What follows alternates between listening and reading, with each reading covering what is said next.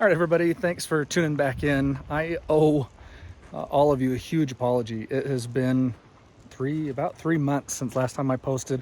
I know I'm not doing very good at doing it regularly anyway, but I lost my job about 3 months ago, and it has been panic mode for me, so I haven't been setting the time aside. The market is crazy right now, so I thought instead of sit home and be stressed, I'd come out here in the mountains and do a question and answer for everybody. Over the last few months, I've gotten quite a bit of questions about some of the parts on the truck, some of the build questions. So I wanted to go through that with you. I'm out here in the American Fork Canyon in Utah. It's one of the ways I'm really blessed to live where I'm at. It's I think 45 minutes from my doorstep brings me to places like this.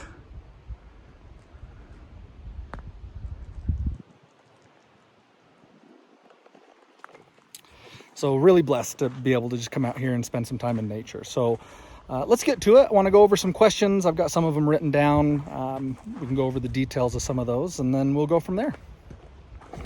All right, first question is from Chase Gentry.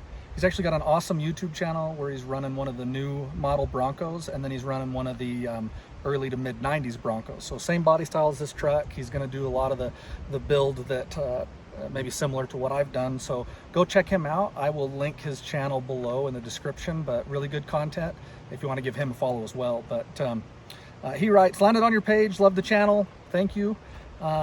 He says, where will you be getting the 6-speed transmission swap stuff from?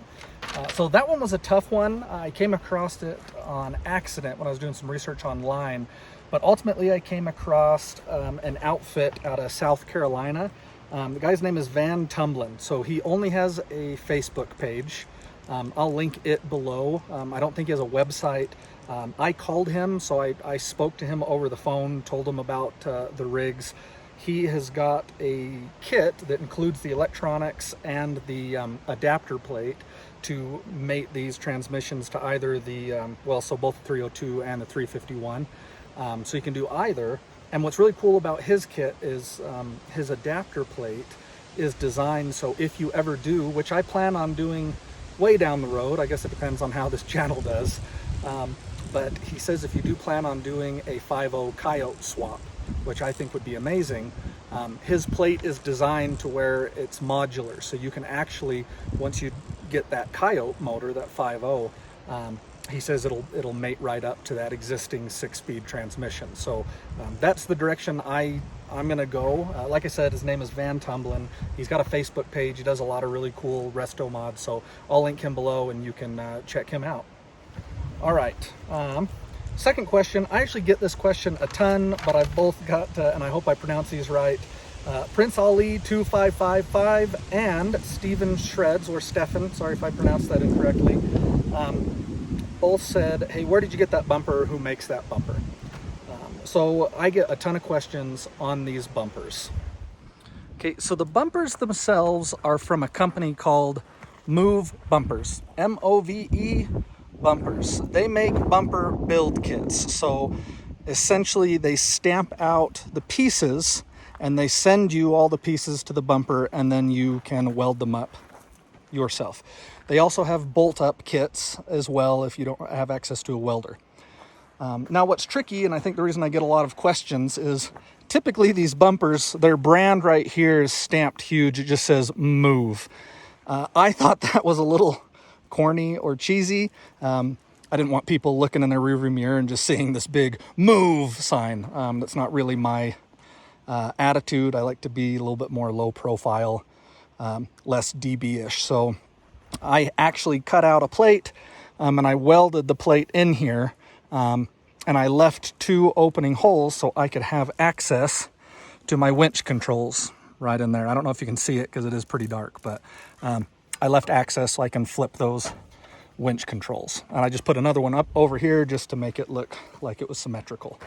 The other part about this is I get a few questions where they'll get on Move's website and say, hey, they don't have a winch bumper for this truck. And you are correct. So this is their, I can't remember. I can't remember the model of this one, like their Performance series. It was designed to be more of kind of a Baja look. So when I got this bumper, it was not ready for a winch. And it had this plate that came down like this, kind of like a pre-runner bumper, but it cut into the approach angle really badly. So the nice thing about these weld together bumpers is you can take liberties to really customize them. So I cut that plate off, I folded it up flat, and I cut it so the bumper itself is really protected underneath. I've got a big flat protected area.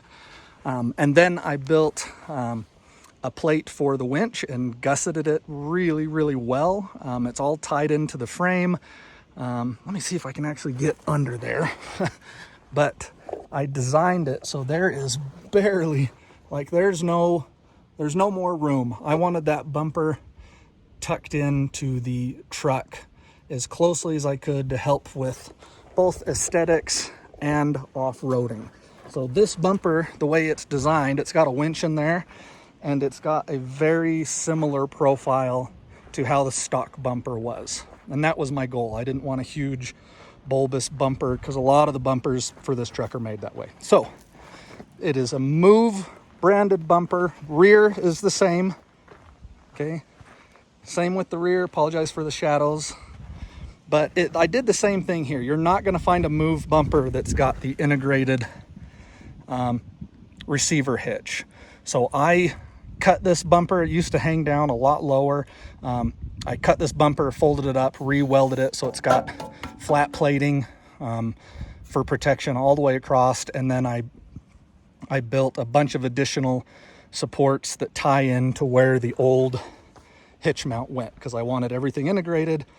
The hitch mounts on these trucks hung down way low, and it just ate up these have a really bad departure angle to begin with, and those hitches on there made it that much worse.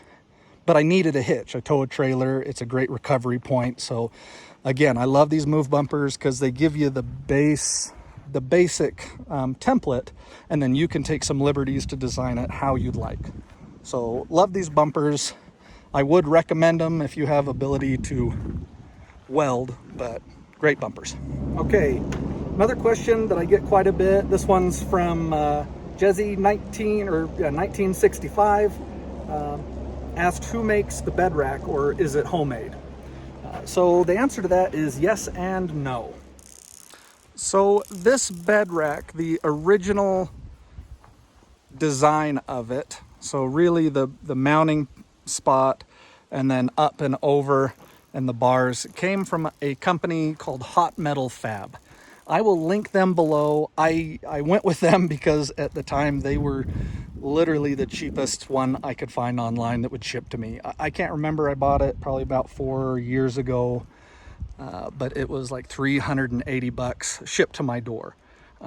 For what I paid, it was an amazing rack. But that being said, and at the time I didn't have a welder, so I couldn't build my own. I needed something that I could bolt on. Now that I have access to welding equipment, I would not purchase this. I think it'd be both cheaper and I could build a much better one in my garage, because how it comes, I don't know if you can tell, but there's right here where I have welded, this is just almost like a slip yoke kind of thing. So this diameter is larger than this diameter. So this pole slipped into this one, and then there was a little nut on the inside that you tightened down to hold the width. That way it would work on any width of bed, because all trucks have slightly varying widths of the bed. One thing I hated about that is it did not matter how much Loctite or how tight I got the nuts. It always rattled loose and I was having problems with it. So one day I did end up just welding these. So it's good for this bed. The other thing I didn't like about it, I run this tonneau cover. We do a lot of camping, and this keeps my gear nice and dry and dust free. But the way this rack was designed, it didn't allow for a tonneau cover. So I ended up adding plates on the inside really just widening this so I could attach the tonneau cover to the truck and have this bed a little bit wider. One thing I don't love about that, as you can see here, it does stick out every once in a while if you're not careful. Everything here is kind of sticking out further than it used to be, so you can bang your arm or knock your head on that, so I don't like it.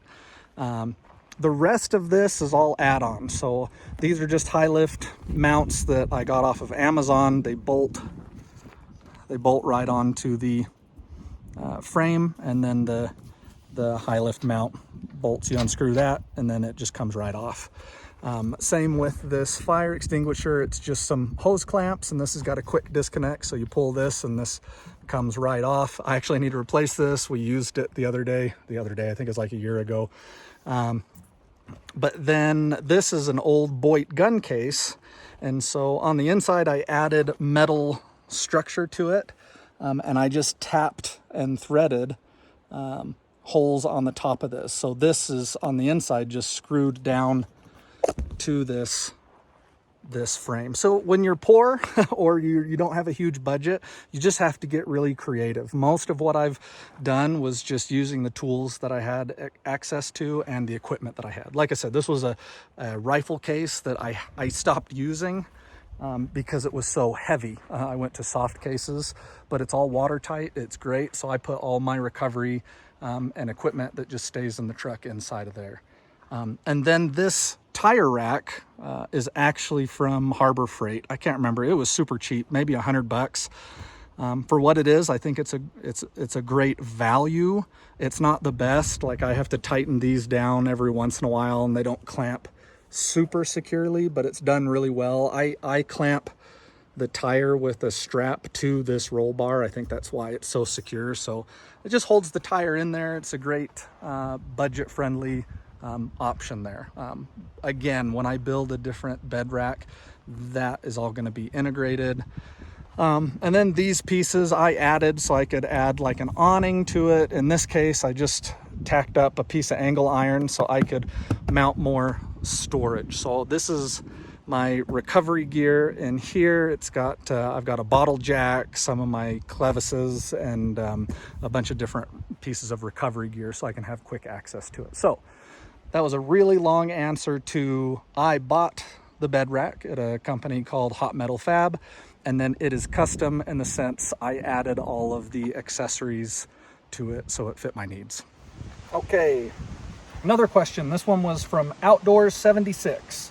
And he said a Dana 60 rear end with 5 lug hubs, and then he wanted me to share the details on that. So that's a great question. I actually was confused about that as well. We did the rear axle swap on this. It was actually on another truck. So if you've watched some of my other videos, I explained that I used to have a red single cab long bed truck that we had started to do modifications on. That truck was the truck that originally had the Dana 60 swap. We paid a shop to do it, so we did not do the swap ourselves. It was probably 15 years ago or so. So we didn't even know what we didn't know at the time. But one of our requirements was we didn't want to have to change. We didn't want to go to 8 lug in the rear, because that would cause problems with, are we going to have 8 lug wheels in the rear and 5 lug wheels in the front, and then it makes rotating them weird? Or do we have to go to the extra money to upgrade the front hubs to match an 8 lug? That we already had wheels and tires purchased, so the shop that did the swap out recommended we go to, they're called semi floats. So we'll take a look at the axle, and I'll kind of go through at least my knowledge of the different types. Somebody out there is going to know way more than I do, but this might help somebody that's trying to make a decision, because if you're going to do an axle swap, sometimes you have to do the front just to match it up, and I know that's not in everybody's budget. So let's take a look at that rear axle. So you can see here I've clearly got the same 5 lug pattern that the F-150 comes with. But if we take a look under here, and I need to do some cleaning and get a different gasket on there, but it is a Dana 60. So this Dana 60 came out of I can't remember the exact year, I think it was a 1999 Econo line, so the van, 2500. So on a standard Dana 60, you have a full float. And you might have seen them. They come with the hub is coming out. It's a big old bulbous hub that comes out. And the axle itself is fully floating inside of the axle housing, right? It's similar to, like, much bigger, but similar to the front end on this, so how the hub comes out here, and everything is floating on the bearings on the spindle on this. So the full float Danas are similar to that. Now you could make the argument, wouldn't even be an argument, the full float Danas are much tougher. They stand up a lot better to heavy abuse. That being said, when you are just running 35s and even 37s on a Dana 60, I just don't think you're going to abuse it like you could. So on these semi floats, they run on a bearing that's right inside of the axle housing there, right? So it's semi floating. The benefit to this is you can have Dana 60 shafts. I believe this is a 35 spline, so it's really tough, but you can get pretty much any lug pattern that you want. So the semi-float Dana 60s are a really popular option for like Broncos or lighter duty rigs that you don't need that full float, and then you're not messing with the headache of new wheels and tires or matching your front and your rear. That can get really costly. Now if you're going to run 38, 39, 40-inch tires and you are lead-footed, the long run, that full float Dana 60 is going to be a better option for you. That being said, I've been running this axle for about 15 years and have never had a problem. Not one break. Actually, I need to get in there and change the seals and the bearings just due to age. So I've been super happy with them, semi-float Dana 60s. All right, another question I've been getting is on the shocks. So David Navarro 8960 wanted some more detail on that. In another video I had done, I had recommend that you reach out to AccuTune Off-Road. They custom tuned these Fox shocks for me.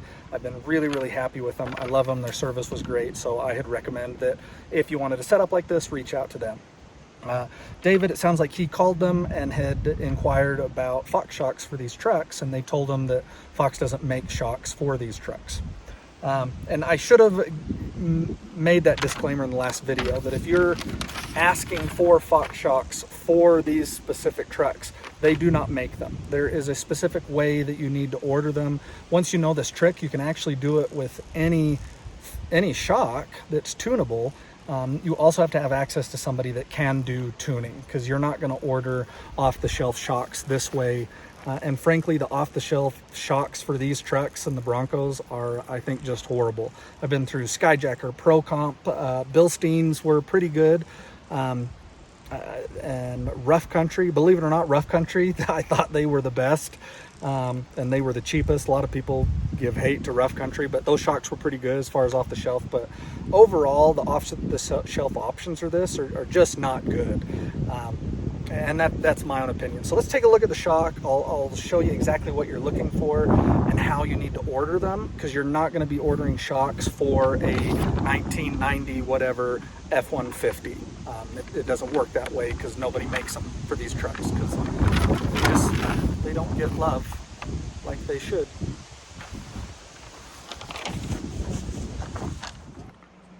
Okay, I thought because we're talking about suspension, this would be a fitting time to get a nice little flex shot and get that shock exposed so we can talk about it a little bit more. So when you're ordering shocks for these trucks, what I did was you order, let's get in here. So we've got the shock, but you order, or you are shopping for a universal shock. So you can go to their website. You can do this with any shock, but you can get on AccuTune, go to products, find Fox or King, whatever you want to do, and you look for universal shocks. Essentially, then what you're going to do is you're going to pick the style that you want. You're going to find shocks that have the mounting points that you want. For example, these are stem up front or on the top, and then they're eyelet down low. And they'll work with you on which eyelet size you need. I just stayed standard. I think it's 1/2 inch, but I can't remember. Don't quote me on that, please. And then you're going to have to get a lot of measurements. So you need to pull your tire off, you're going to have to pull the spring off, and you want to get measurements from all the way compressed and all the way open. They're going to want to know what your movement ratio is. So for every inch the shock travels, how far does the tire travel, right? And that's going to give you your motion ratio. They'll walk you through the process, but you're ordering a universal shock, and then they're going to interview you, and you're going to have them tune it specific to your unit, because universal shocks don't come tuned out of the gate. So it's a custom application, but you can do it to where they fit your vehicle. So these are not special mounting brackets. This is the standard Ford bucket, standard Ford mounting down at the bottom. It's just a universal shock that I measured to the right length, the shock I wanted, the remote reservoir, with the adjustment on it, and they tuned it so it works well for this vehicle. All right. I had to relocate. I was out in the exposed wind, and it was just picking up, and I don't even know, it might sound horrible on the audio, so I apologize for that. But moved to a different spot. Now I'm in the shade a little bit, which is better. But now we've got Crazy Cuban 83. He said, I would really actually like a bit more information on the shocks and front springs. We just went over the shocks a little bit. We can talk about the front springs. He says, I would also like to get your opinion on must-haves and not really needed for the 6-inch lift on 35. So that's a harder one to answer, because you can run 35s on a 4-inch lift. It really depends on how you're going to use the truck, and what kind of springs you're putting on the truck. And let me explain when I say that.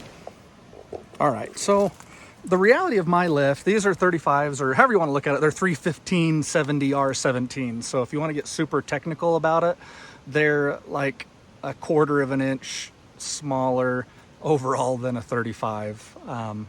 I can't tell a difference. I've always ran 35s. These 315s were a little bit lighter than the 35. But anyway, so I'm actually running on what I estimate to be about a 5-inch lift. I've got Pro Comp springs up front. I love Pro Comp because they are a reasonable price, and they have they have a really low spring rate, at least for these trucks. I think the spring rate is you'd have to look it up, so don't quote me on this. It's somewhere in between 420 and 450 inch-pounds, which is really low for these trucks. And it flexes really well. So you will notice that I have had to cut my fenders. Now on my old truck, we ran 35s on a 6-inch Skyjacker lift, and we never had to trim the fender. Reason being is the spring rate on the Skyjacker lift was astronomical. It was like 700 inch-pounds. This truck did not weigh enough to ever even make that front end flex. And that's what I love about these trucks, and it's a little bit deceiving. For a truck, they are really light. I think in its stock form, if I hadn't done anything to it, they're like 4,800 or 4,900 pounds. I think with how mine is rigged up with the bigger axles and the suspension and the rack and the spare tire and all of the iron I've added to it, I'm still only at like 5,300 or 5,400 pounds. It is so light. To put that into perspective, and I know I've said this in another video, but 5,300 or 5,400 pounds is what the new Jeep Wrangler, the 4-door Jeep Wrangler with the 6-liter, or the big motor, the big V8, that's what it weighs stock, the Rubicon.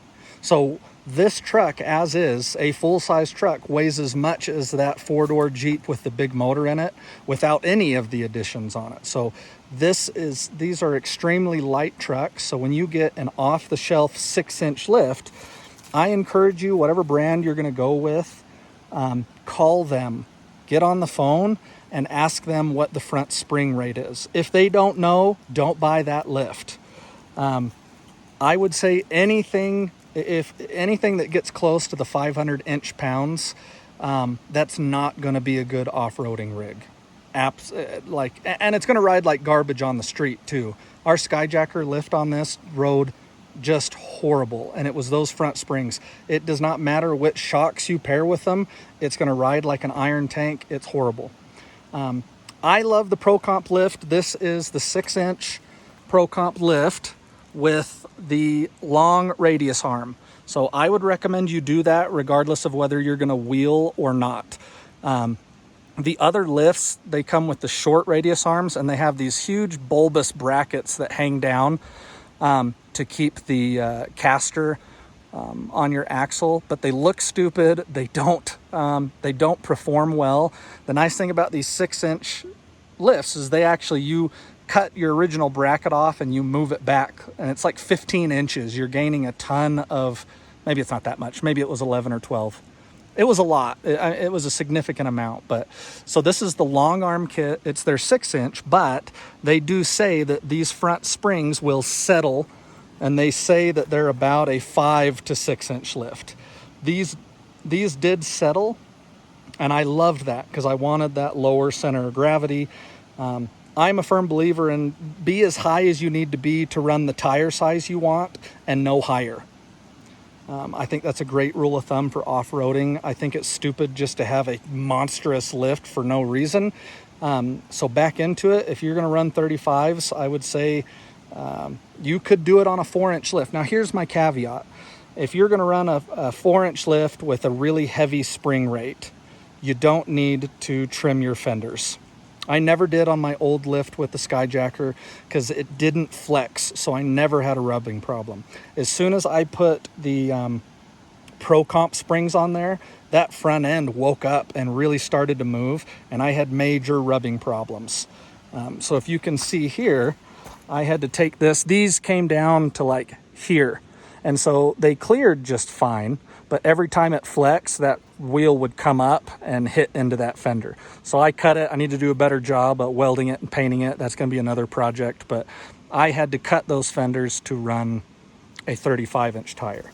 So it depends on how you're going to use the truck. If you're going to use it off-roading like this, you're going to need to do some trimming to the back fender and to the front. Anybody that tells you they're running a 6-inch lift and they're not having rubbing issues, what they're actually telling you is, I'm running a 6-inch lift and I'm having flex issues. My truck doesn't flex. That's code for what they're saying to you, right? So, okay, now as for like what's needed and what's necessary, that's just a hard question to answer, because you can just put a 6-inch lift on these trucks and throw 35s on it, and if you're just cruising around town or just maybe using it to go camping on light trails, you'll be completely fine. Now, what I will say is a lot of these trucks came from the factory with 355 gears, 373 if you're lucky, and they came with very small tires. So you have to remember that. Everything from the factory was working together, and I believe, depending on the trim level you got, these trucks only had like 28 or 29-inch tires, maybe 30 or 31, maybe. But I don't think they were that big. So when you're going, it's not like you're buying like a Jeep Rubicon that's coming with 33s and then people are throwing 35s on. That's not that, percentage-wise, that's not that big of a difference. So they can get away with, like a Jeep owner that's getting a Rubicon, they can get away with throwing a 35-inch tire on their Jeep because it's just 2 inches higher, right? Overall diameter, you actually cut that in half, so it's not that big of a jump. But if you think about these trucks, you're going from like a 29 up to a 35. That would be similar as if you bought a Jeep Rubicon and you went from the 33 to like a 37, 38. And that's when people start to say you need to re-gear, maybe do some chromoly axle shaft upgrades. And I would say that's the same for these trucks. So if you want to put a 35-inch tire on these, you can run it on your 6-inch lift. If you've got flex, you're going to have to do some fender trimming, at least to that front bumper, the stock one you'll rub on. But it's not hard to trim those, and there's a lot of videos out there that show you how to do that. But the gearing, right? So originally in my last truck, we had 456 gears, and we had the original 8.8 rear end in it. We kept blowing that 8.8 axle up. Ironically, I thought the 8.8 would be tougher than the front 44. We never have really had a problem with the front end on this truck, but we blew that rear end up a whole bunch of times. Another thing to keep in mind if you're going to run lockers, lockers are a double-edged sword in the sense where if lockers are used properly, they can actually save your axles. They're in situations where if you're open diff, you get to spinning and hopping, and a locker you can engage and it gets that axle to calm down and get traction and just drive. So they can actually save your axles in some situations. Now, if you're a lead-footed person and you love to hear those tires squeal on the rocks, or you like to put on a good show for your buddies or your friends, a locker on a stock axle is going to be your biggest nightmare. You are going to snap axles like a toothpick, even with 35. So we kept breaking that 8.8 rear end. When we went to the Dana 60 swap, let me check this here. Okay, I had to check. This phone is shut down for heat. I'm filming out here. It's like 98 degrees, so I'm standing in the shade. Anyway, when we did the Dana 60 swap, we went to 488 gears with the intention of, I plan on going to a 37-inch tire. The rear end is ready for it. The front end still needs some braking components. The brakes are not beefy enough in these trucks to handle a 37. I would say 35s are max if you're going to go with your standard brake setup. And even then, I've got power stop brake with their heavy duty pads. Those made a big difference, but I think 35s are still, especially if you're pulling little trailers, pushing your standard brake to the limit. So this is a long answer, but it can't be answered with just here's what you need and here's what you don't need. Maybe I'll do a longer video, because when you go to 35s, you're going to need to, if you're using it for heavy for off-roading, you're going to need to bump up your axles. You're going to want to change your gear ratios. 355 on these trucks, even with the 351 motor, and 35s, it's going to be an absolute dog. Like I was saying, we went to a 488 gears, which with low speed and crawling is absolutely fabulous. It's too high strung on the freeway for 35s. So my recommendation, if you're going to stay with 35s, I would go with 456 gears, front and rear. And then on that front axle, I use Dana Spicer products. I get the non-greasable U-joints. They are solid instead of hollow. They're stronger. They have seemed to be much stronger. I'm not a lead-footed person, so I've never had problems with that Dana 44 up front. If you're a lead-footed person with 35s, you're going to destroy that thing. So there's no ifs, ands about it. If you want to build like a heavy rock crawling vehicle, that 44 is going to need a lot more upgrades, which I may do in the future on this channel, depending on how it takes off. So hopefully that answers your questions. Maybe it just opened up a huge corridor to more questions, which I love. Put them in the comments below. There's something magical about your guys' comments where my views go way up every time I get a comment. So if you think I'm ugly or you hate this truck, let me know down below. I always thought it was weird when people are like, I want to hear your bad comments. So I was like, why would you want to hear the bad ones? But now I know, because it's magic for the YouTube algorithm. So comment. Let me know if you love it or hate it or what you want to see. Yeah, please. Okay, second to last question we've got today. The Tellyman 01 wants to know if I am running a sway bar up front. The answer to that is no. Now, I'm about to say something that's super controversial. I am not advising you to do this, and any suspension professional will tell you this is not good practice. Those are my disclaimers. That having been said, I've been running my setup for 5 or 6 years, and I absolutely love it. So let me show you what I do, and I'm not running a sway bar. All right, as you can tell up here, I always cringe when I get down here. I never realize how dirty it is until I'm down underneath and it needs some TLC. But you can see here, no sway bar. I'm not running any sway bar. And what I do, again, this is not good practice, and suspension experts will tell you not to do this. But it's one of the reasons I love these adjustable shocks. So these have 9 settings. And when I had AccuTune tune them for me, I had them, so they're turned all the way down to 0 right now. When they're at 0, I get little to no shock absorption. Meaning it's like the truck's just sitting on these springs. I know that sounds weird, but when you're just moseying down a trail, it's like a doop, doop, doop, doop, doop, and it is so smooth. If you're not in a hurry, my wife loves it because it feels like you're riding on a boat. You can hit rocks. It really is just so comfortable. Then when I'm on the road, I'll go 1, 2, 3, 4, 5. That adjusts your low speed dampening. So on all shocks, you've got a valving system.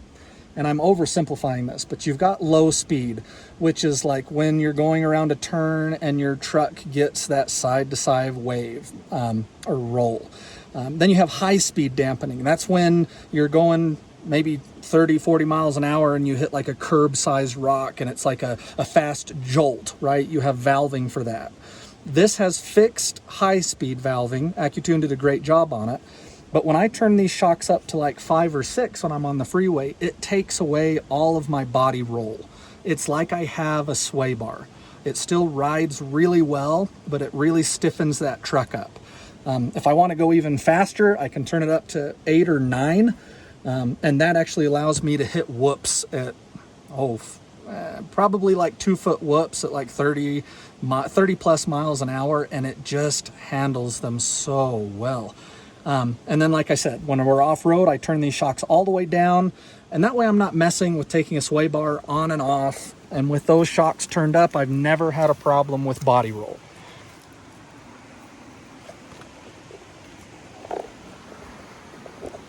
Again, that being said, a shock expert will never tell you to rely on your shock tuning to take body roll out.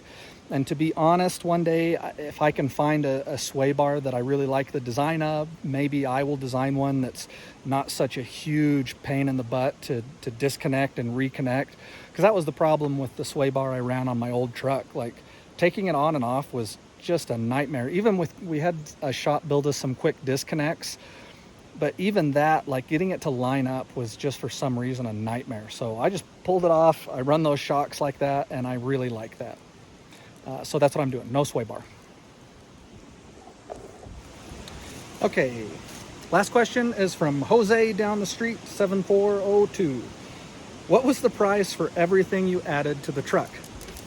This one's a hard one because I've never actually added it up, and the truck has been. The reality of this build is it started 20 years ago with my dad, right? And it's just been a little bit here and a little bit there and a little bit here. So I've never stopped and really added it up. Now I did kind of start over with this particular truck because I bought this extended cab short bed about 3 or 4 years ago, maybe 5, I can't remember.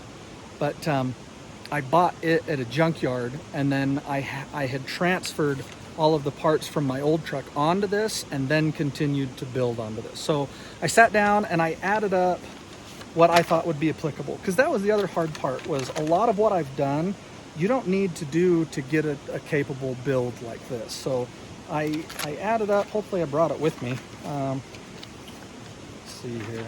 I did, okay. So I added up just what I've done in the last few years. And hopefully my wife is not watching, because it's significantly more than I thought it would be. So let's break this. I'll break it down really quick for you. If you have more questions or you want to know more details about some of the stuff, because some of the prices I did vague, like all of the lights. I didn't give specific prices on each individual light. So starting with the truck itself, it was a junkyard find. I say that it was in somebody's yard. It didn't run. I bought the truck for $1,000. To get it to run well, I shouldn't say it didn't run. The motor ran fine. The transmission was bad on it, so it didn't go anywhere, is what I should say.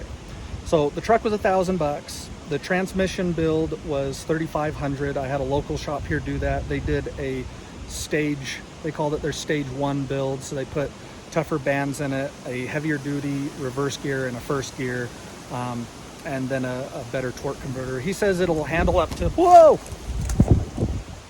I gotta fix my camera.